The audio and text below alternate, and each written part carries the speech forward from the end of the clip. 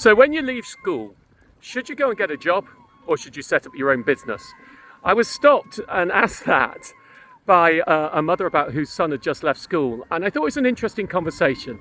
The first thing I said to her is, what's his business idea? And she said, oh, he's just entrepreneurial, he's not sure, maybe something in hospitality.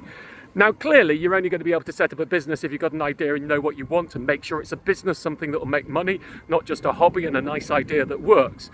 But I actually thought the really critical thing to understand here is whatever you're doing, there's always going to be a learning process, always a remedial process where you have to understand the basics.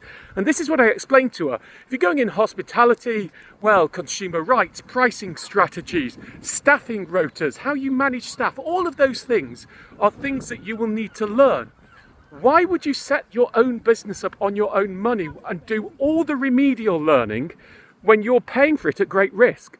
When you could go and get a job in the same industry, be paid to work and learn what has already been done elsewhere.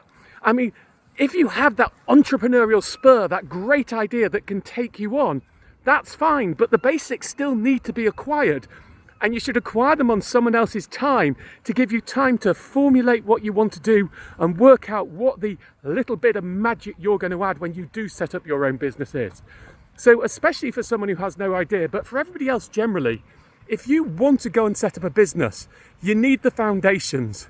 And why take the risk of paying for your own foundations when you can go and get a job in that industry, learn the basics, and then when you're ready to move on, then maybe the world's your oyster.